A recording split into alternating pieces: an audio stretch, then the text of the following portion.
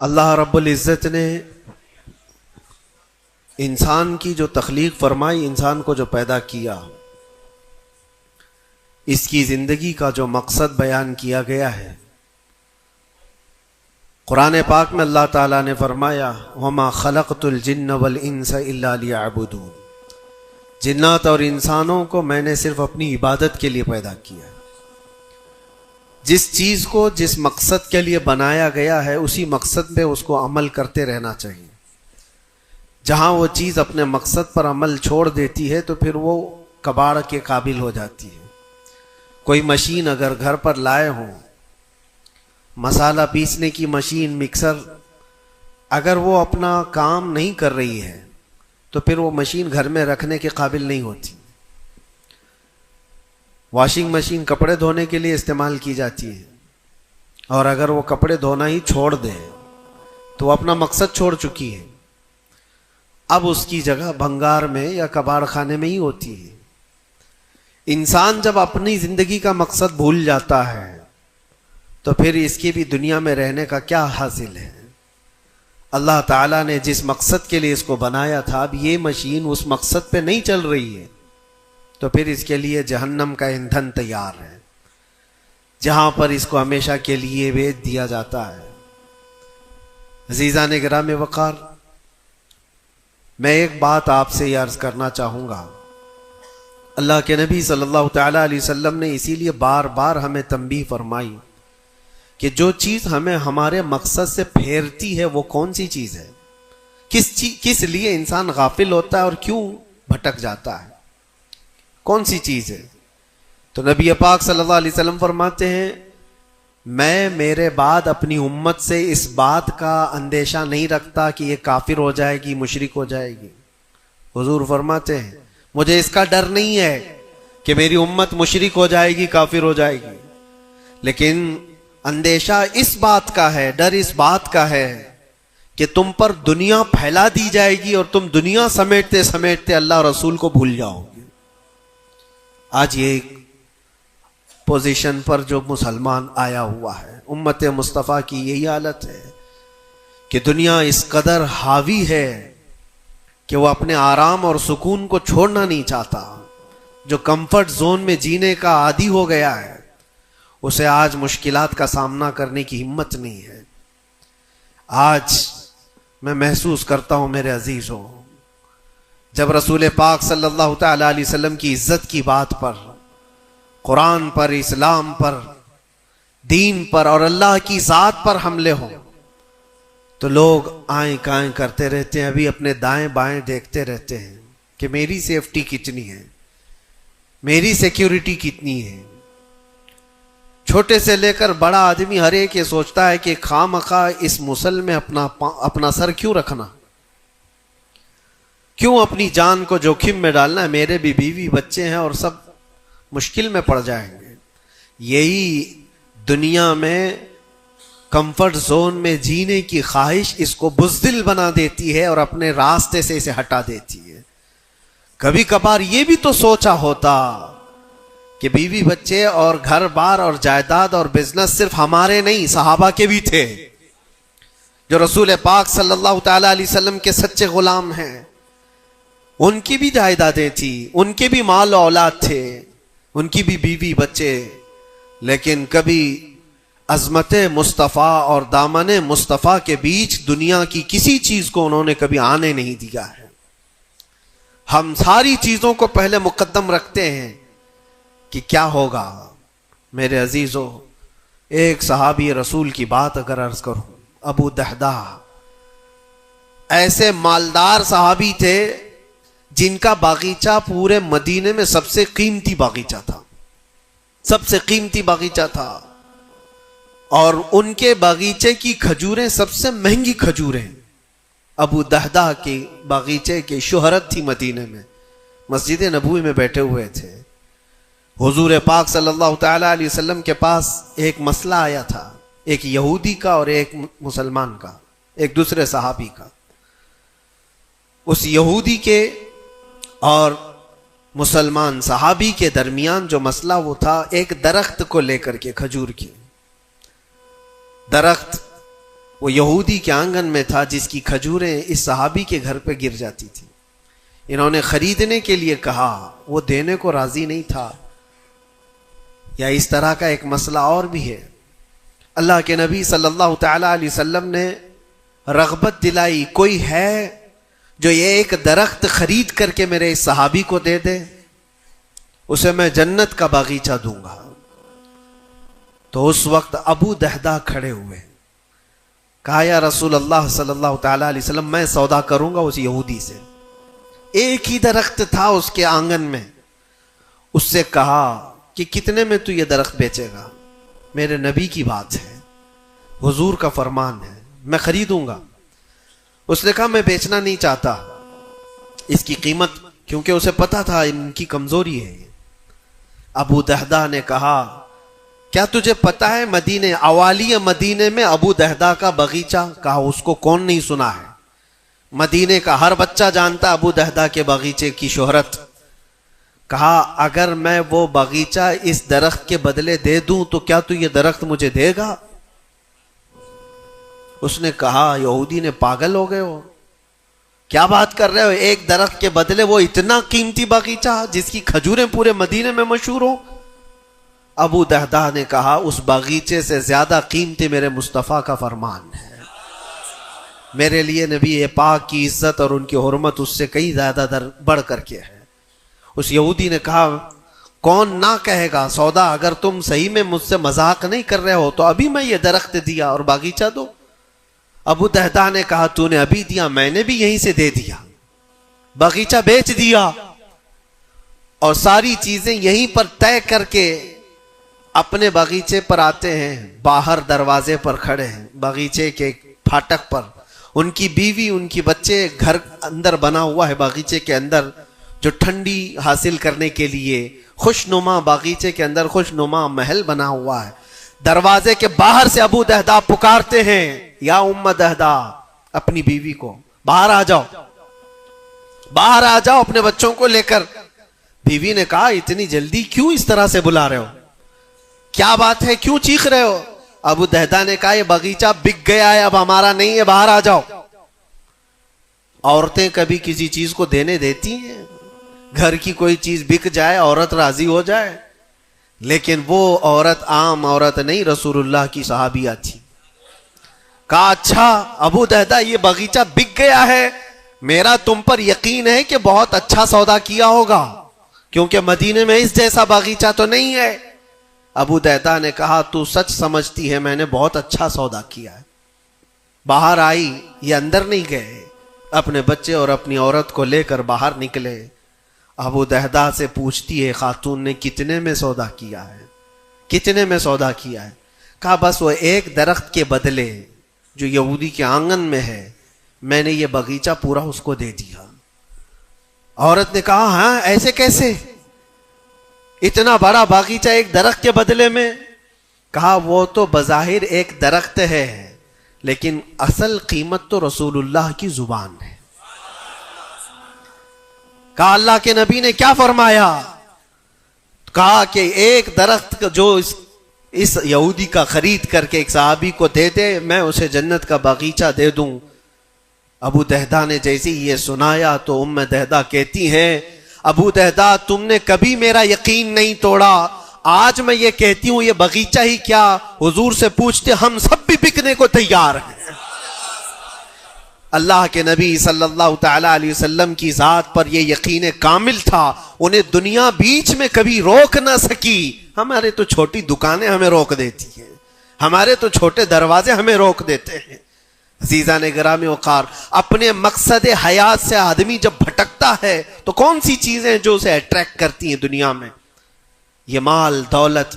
مجھے وہ بات یاد آتی ہے, صدیق اکبر رضی اللہ تعالیٰ عنہ حضور پاک صلی اللہ علیہ وسلم کے ساتھ بیٹھے ہیں.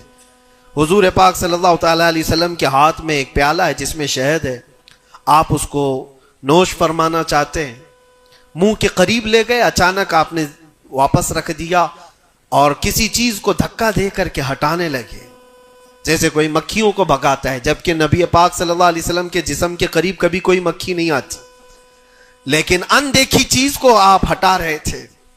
پھر تھوڑی دیر کے بعد پیالے کو اٹھایا, پھر تھوڑی دیر منہ کے قریب جاتے ہی واپس رکھ دیا، پھر کسی چیز کو دھکا دے کر نکال رہے تھے۔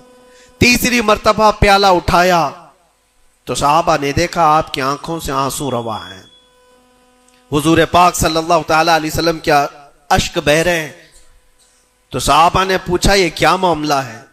حضور اکرم صلی اللہ تعالی علیہ وسلم فرماتے ہیں پہلی بار جب میں نے شہد کا پیالہ اٹھایا تو دنیا میرے پاس سج سنور کر کے آئی، تیار ہو کر آئی، اور کہا اے اللہ کے نبی میرا حسن و جمال آپ قبول کر لیں، ہر طرح کے حسینائیں آپ کے قدموں میں لا کر رکھ دوں گی، ہر طرح کا حسن آپ کے قدموں میں لا کر رکھ دوں گی۔ حضور فرماتے میں نے دھکا دے کر دور کیا کہ مجھے تیرے حسن و جمال کی ضرورت نہیں، دنیا چلی گئی۔ دوسری بار جب میں نے پیالہ اٹھایا تو دنیا پھر آئی میرے پاس اور پورے زر و جواہرات اور دولت کے انبار لے کر۔ دنیا نے کہا اے اللہ کے نبی یہ قبول کر لیں، آپ کے قدموں میں سونے کے محلات اور جواہرات سجا دیے جائیں گے۔ حضور پاک صلی اللہ علیہ وسلم فرماتے میں نے اس کو بھی دھکا دے کر دور کیا، نہ تیرے حسن و جمال کی طرف میں رغبت کروں گا، نہ تیرے دولت و مال کی طرف، مجھے اس کی بھی حاجت نہیں۔ تیسری بار بہت امپورٹنٹ چیز میں عرض کر رہا ہوں، جو کہنا چاہتا ہوں توجہ سے سنیں۔ حضور پاک فرماتے ہیں تیسری بار دنیا میرے پاس آئی اور کہا اے اللہ کے نبی آپ نے میرے حسن و جمال کو بھی نہیں قبول کیا، دولت و مال کو بھی نہیں قبول کیا، مجھے دھکا دے کر دور کیا، لیکن ایک بات ہے آپ کے بعد آپ کی امت ایسا نہیں کر سکے گی، وہ دولت و مال اور حسن و جمال کی طرف بھاگے گی اور آپ کو چھوڑ دے گی۔ حضور فرماتے جب میں نے یہ بات سنی تو میرے آنسو نکل آئے، کیا میری امت مجھے چھوڑ کر اس طرح دور ہو جائے گی؟ دل پر ہاتھ رکھ کر کے سوچو ہے مسلمانوں، کیا آج وہ پوزیشن نہیں ہے؟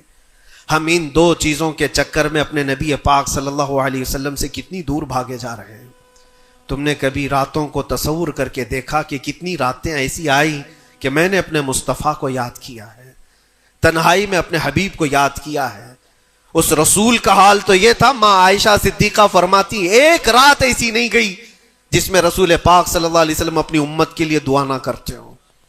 رات کو کھڑے ہوتے تھے تو پنڈلیوں میں سوجن آ جاتی تھی، پیر سوج جاتے تھے اور کثرت سے روتے تھے اپنی امت کے لیے اللہ کی بارگاہ میں کہ مولا میری امت بھولی بھالی ہے، اس کی بخشش میرے حوالے کر دے، رب حب لی امتی، جو نہ بھولا ہم غریبوں کو رضا۔ اور آج امت کا حال یہ ہے کہ سال میں ایک بار میلاد کر کے ہم یہ سمجھتے ہیں حق ادا کر لیا۔ ہر دن ہر رات جو نبی پاک ہمیں یاد کرتے تھے تو ہم نے آج وہ کیا کر دیا ہے؟ یہی دو چیزیں ہیں جو انسان کو اپنے مقصد حیات سے ہٹاتی ہیں، اپنے راستے سے ہٹاتی ہیں، دولت اور شباب، یہ حسن و جمال۔ ہر نوجوان کو دیکھو ان دو چیزوں کے پیچھے بھاگ رہا ہے، اسے یہ دو چیزوں کی خواہش ہے، مال جمع کرنا ہے اور خوبصورت عورت کو لانا ہے، اور ان دو چیزوں نے دنیا میں اس کو ایسا غافل کر رکھا ہے، اسے سوچنے کا موقع ہی نہیں ہے۔ جب اس کے سامنے کہا جائے تیرے نبی پاک کی عزت کی بات آئی ہے، کہا وہ دیکھ لیں گے، مولانا لوگ تو ہیں نا، علماء اکرام اپنا کام کریں گے، کل قیامت کے دن کیا منہ لے کر کے حضور کی بارگاہ میں کھڑے ہوگے؟ کس منہ سے حضور کی بارگاہ میں کھڑے ہوگے کہ میری سفارش فرما دیں اے اللہ کے نبی؟ کس منہ سے حضور کی بارگاہ میں آئیں گے کہ اے اللہ کے نبی میری شفاعت کر دیں؟ کیا اس بات کا احساس نہیں ستاتا کہ اللہ کے نبی اگر مجھے پوچھیں تو اسی جگہ سے آتا ہے جہاں روز مجھے گالیاں دی جاتی تھی اور تو سن کر کے کباب کھایا کرتا تھا، تو روزانہ اپنی مستیوں میں مست تھا۔ اٹھو وہ گر نہ حشر نہ ہوگا پھر کبھی، دوڑو کہ زمانہ چھال اپنی چل گیا۔ آج تمہیں میں جگانے آیا ہوں اور بیدار کرنے آیا ہوں۔ زندگی کا مقصد یہ تھا کہ اللہ اور اس کے رسول کو راضی کرو، نہ یہ کہ تم دنیا کو راضی کرنے کے چکر میں اپنے اللہ اور اس کے رسول کو بھول گئے۔ ان نوجوانوں سے میں کہتا ہوں جو رات بھر تم اپنے دوستوں کے لیے گزارتے ہو، تم اپنے ماں باپ کو چھوڑ کر کے چلے جاتے ہو اور ان دوستوں کے چکر میں اپنا مال بھی بہایا، وقت بھی گنوایا، لیکن حاصل کیا ہوا پتہ ہے؟ قرآن میں 19ویں پارے میں اللہ تعالیٰ فرماتا ہے بہت سارے ایسے لوگ ہوں گے جو صرف اس لیے دوزخ میں جا رہے ہوں گے کہ ان کے دوست برے تھے، یا ویلتا لیتنی لم اتخذ فلانا خلیلا، وہ پکارے گا اے کاش میں فلاں کو دوست نہیں بنایا ہوتا تو آج دوزخ میں نہیں جا رہا ہوتا۔ بہت سارے ایسے لوگ، اور جن کے لیے تم نے زندگی پوری اجاڑ دی، وہ کب تک کے لیے آئے تمہارے پاس؟ کب تک کے لیے؟ کیا تمہارے جنازے کے کندھا دینے کے بعد ختم ہو گئی بات؟ کون تمہاری قبر میں آتا ہے؟ کون تمہارے قبر کے حالات دیکھتا ہے؟ کون ہے جو حشر میں تمہارے معاملات کی سفارش کرتا ہے کوئی نوجوان دوست تمہارے لیے مددگار؟ نہیں۔ تمہارا دل بھی یہ کہے گا اس قبر کی نئی زندگی میں اگر کوئی آئے گا تو وہ آمنہ کا لال آئے گا۔ نبی پاک صلی اللہ تعالی علیہ وسلم تشریف لائیں گے۔ بزرگان دین نے یہاں تک فرمایا ہے وہ قبر میں میرے آقا صلی اللہ تعالی علیہ وسلم اس حالت میں اور اتنی جلدی آتے ہیں، اور منکر نکیر کے اٹھانے سے پہلے اس سے کہتے ہیں فرشتوں سے آہستہ سے اٹھاؤ، میری محبت میں بڑا تھک کے آیا ہے۔ وہ کس کے لیے ہے؟ جو محبت مصطفیٰ میں یہاں تھکا ہوا ہو اس کے لیے ہے، وہ نہیں جو عیش و عشرت میں شباب و کباب میں یہاں تھک کر کے گیا ہو۔ وہاں پر بھی بزرگوں نے فرمایا قبر میں حضور پاک صلی اللہ تعالی علیہ وسلم کچھ لوگوں کی، کچھ مومنین کی قبر میں ایسے بھی حالات ہوں گے کہ جب فرشتے اس کو اٹھا کر جھنجھوڑ کر پوچھ رہے ہوں گے بتا ان کے بارے میں کیا کہتا تھا دنیا میں، حضور اپنا چہرہ پھیر لیں گے۔ حضور فرماتے ہیں خبردار میری طرف مت دیکھنا، اس لیے کہ دنیا میں تجھے میرا چہرہ پسند نہیں تھا، جس کو پسند کرتا تھا اس کو آج بلا لے۔ تمہارے پاس کوئی اور آپشن رہ جائے گا قبر میں بلانے کے لیے کسی کو؟ اپنی زندگی کا مقصد سمجھ لو۔ جتنے لوگ ڈائیورٹ کرتے ہیں ادھر ادھر، ان کی طرف توجہ نہ کرو۔ کبھی آپ گاڑی چلا رہے ہو، جو لوگ گاڑی میں بیٹھے ہو ان کو اچھی طرح سے معلوم ہونا چاہیے، اگر یہاں سے نکلیں آپ پونا جانا چاہتے ہیں، تقریباً 150-200 کلومیٹر کا فاصلہ ہے، راستے میں بہت سارے مناظر آتے ہیں، بہت سارے اچھے منظر دیکھنے کو ملتے ہیں، کبھی پہاڑیاں ہیں، کبھی درخت ہیں، کبھی جھیل ہے، کبھی کچھ ہے، کبھی کچھ ہے۔ تو کیا اس راستے پہ گزرتے ہوئے جو چیز اچھی لگ جائے وہیں رک جاتے ہو؟ تمہیں پتا ہے نہیں مجھے تو پونا پہنچنا ہے 2 گھنٹے کے اندر، میرا راستہ آگے، میری منزل آگے ہے۔ جتنے درخت آئے خوبصورت دیکھ لیا چل پڑا، پہاڑ آئے دیکھ لیا چل پڑا۔ دنیا کا سفر ایسی ہے جتنی چیزیں شہوتیں تمہیں اپنی طرف بلاتی ہیں، اگر نظر پڑ گئی تو نیچے کرو اور آگے بڑھ جاؤ۔ تمہاری منزل یہ شہوتیں نہیں ہیں، تمہاری منزل تو اللہ کے نبی کے ساتھ جنت میں جانا ہے، تمہاری منزل وہ ہے۔ اور جو اپنی منزل کو نہیں پہچانا ہے وہ یہیں پر ڈائیورٹ ہو کر کے رہ جاتا ہے۔ اپنے اصلی مقصد پر کامیاب ہونے کے لیے ایک فارمولا میں آپ کو بتاؤں، کیسے بھی حالات ہو۔ کچھ لوگ یہ سوچتے ہیں کہ زندگی میں حالات بدل گئے، گناہوں کی طرف چل پڑے، کبھی خواہشات نے انگڑائیاں لی، میں نفس کا شکار ہو گیا، فلاں کام کر لیا، فلاں کام کر لیا۔ کون انسان ایسا ہے جو خطا نہیں کرتا؟ انسانوں میں خطا ہے، نبیوں کو چھوڑ کر، لیکن میرے عزیزوں اس کا مطلب یہ نہیں ہے کہ تم مایوس ہو کر کے انہی کاموں میں لگ جاؤ۔ کل کی رات ہی میں دیکھ رہا تھا، یہ موبائل جو تمہارے ہاتھ میں ہے بہت ساری نصیحت کر جائے گا تمہیں۔ موبائل اپنے ہاتھوں میں لیے رہتے ہو، کوئی بھی آج شاید اس موبائل سے خالی نہیں ہے۔ آپ کو پتا ہے اس موبائل کا اصلی مقصد کیا ہے؟ کیوں بنایا گیا اس کو؟ فون، رابطہ کرنے کے لیے ایک دوسرے کے، یہی بیسک اس کا مقصد، جو بنیادی مقصد ہے وہ یہ ہے کہ آپ کسی سے رابطہ کرنا چاہیں گے، نمبر لگائیں گے، ادھر چلا جائے گا اور آپ بیٹھ کر بات کر لیں گے۔ یہی بیسک مقصد تو یہ ہے، یہ بنیادی مقصد ہے اس فون کا۔ میں یہی سوچ رہا تھا یہ فون آج بھی اتنا عقل مند ہے، یہ اپنے بیسک مقصد کو جانتا ہے، لیکن دنیا میں ترقیات کے آتے آتے اس میں بہت ساری چیزیں ایڈ ہو گئی۔ موبائل کے اندر پھر کیلکولیٹر بھی آ گیا، موبائل کے اندر پھر فوٹو لینے کا کیمرہ بھی آ گیا، ویڈیو بھی آ گئے، اب اس کے بعد چلتے چلتے اب تو سوشل میڈیا پورا آ گیا۔ اب سوشل میڈیا کی سائٹس بھی آپ کنٹینیو کھول کر کے بیٹھے رہتے۔ ایک بات مجھے بتانا، سب جانتے ہیں آپ فیس بک دیکھ رہے ہو، انسٹاگرام دیکھ رہے ہو، واٹس ایپ کھولے ہوئے ہو، یا یوٹیوب میں کوئی ویڈیو بھی دیکھ رہے ہو، کچھ بھی کر رہے ہو، لیکن اگر کسی دوست نے آپ کے فون لگایا تو یہ ساری چیزیں بند کرتا ہے اور پہلے گھنٹی بجا کر بتاتا ہے تمہارا فون آیا ہے۔